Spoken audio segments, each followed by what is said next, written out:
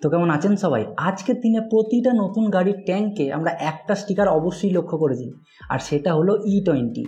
প্রতিটা মানুষের মুখে এখন একটাই কথা যে এই গাড়িটি কি E20 সাপোর্টেড গাড়ি, এই গাড়ির ইঞ্জিনটা কি E20 বেস ইঞ্জিন। তো E20 জিনিসটা আসলে কী জিনিস, আজকের ভিডিওতে আমরা এটা নিয়ে আলোচনা করব। তো বেশি দেরি না করে চলুন ব্যাপারটাকে একটু গভীর থেকে জানি।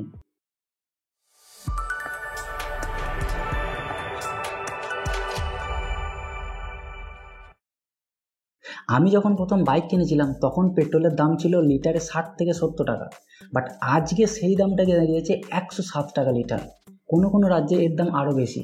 তো এর জন্য সাধারণ মানুষকে অনেক সমস্যার সম্মুখীন হতে হচ্ছে। যানবাহনের ভাড়া, বাস, ট্যাক্সি, এদের ভাড়া বেড়েছে, পণ্য আমদানি এবং রপ্তানির খরচ বেড়েছে, যার জন্য জিনিসের দামও অনেক বেড়ে গেছে। তো এই রকম অবস্থায় আমাদের ইন্ডিয়ান গভর্নমেন্ট থেকে একটা নতুন প্রোগ্রামকে লঞ্চ করেছে, যেটার নাম হলো ইবিপি, ইথানল ব্লেন্ডিং প্রোগ্রাম। তো এই প্রোগ্রামে বলা হয়েছে 2030-এর মধ্যে ইন্ডিয়াতে যত পেট্রোল পাম্প আছে প্রতিটা পেট্রোল পাম্পে E20 বেস পেট্রোলকে বিক্রি করতে হবে। তার মানে একটা জিনিস জানা গেল যে এই E20 হলো এক ধরনের পেট্রোল। পরবর্তীতে এই সময়সীমাকে কমিয়ে 2025 সাল করা হয়েছে। তার মানে 2025 সালের মধ্যে ভারতবর্ষে যত পেট্রোল পাম্প আছে প্রতিটা পেট্রোল পাম্পে E20 বেস পেট্রোলকে অ্যাভেলেবেল করে নেওয়ার টার্গেট নেওয়া হয়েছে। এবার সবথেকে বড় প্রশ্ন হলো যে E20 পেট্রোল কী জিনিস। এই E20 পেট্রোল যদি বিক্রি হয় তাহলে আমাদের কি প্রফিট হবে, আমাদের কি লস হবে, এই E20 পেট্রোল কোথা থেকে পাওয়া যাবে। তো এই E20 হলো এমন এক ধরনের পেট্রোল যে পেট্রোলে 80% পেট্রোল থাকবে এবং 20% ইথানল থাকবে। তো এই ইথানল জিনিসটা কী জিনিস?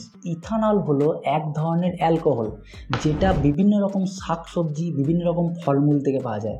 আখের রস, বিভিন্ন রকমের ধান, গম, জোয়ার, বাজরার ভুসি থেকে পাওয়া যায়, বিভিন্ন রকমের পচা শাকসবজি থেকে পাওয়া যায়, বিভিন্ন রকমের ফলের খোসা থেকে এই ইথানল পাওয়া যায়। এর ফলে এই যে 20% ইথানল আমাদের পেট্রোলে যে মেশানো হবে, এই 20% ইথানল কিন্তু টোটালটাই আমাদের ইন্ডিয়া থেকেই পাওয়া যাবে, যার ফলে আমাদের ইন্ডিয়ার কৃষিকাজের অনেক উন্নতি হবে, আমাদের কৃষিকাজের আমদানি রপ্তানি অনেক বেশি হবে, বিভিন্ন রকমের ফসল আরও বেশি বেশি করে চাষ করা হবে, যার ফলে আমাদের এই ভারতবর্ষে কৃষিকাজের একটা বিরাট উন্নতি ঘটার সম্ভাবনা আছে। আর সব থেকে আর একটা জিনিস হলো, আমাদেরকে যে তেলটা বাইরে থেকে আমদানি করতে হতো সেই তেলটার মাত্র 80%ই কিন্তু আমদানি করতে হবে, বাকি 20% কিন্তু আমাদের ইন্ডিয়া থেকেই পাওয়া যাবে ইথানল হিসেবে। যার ফলে আমাদের যে বিদেশি মূল্যকে খরচা করতে হতো, বিদেশি টাকাকে ব্যবহার করে আমাদেরকে তেলকে আমদানি করতে হতো, সেই বিদেশি টাকাকে ব্যবহারও কম করতে হবে, যার ফলে আমাদের দেশের অর্থনীতির দিক থেকেও কিন্তু উন্নত হবে।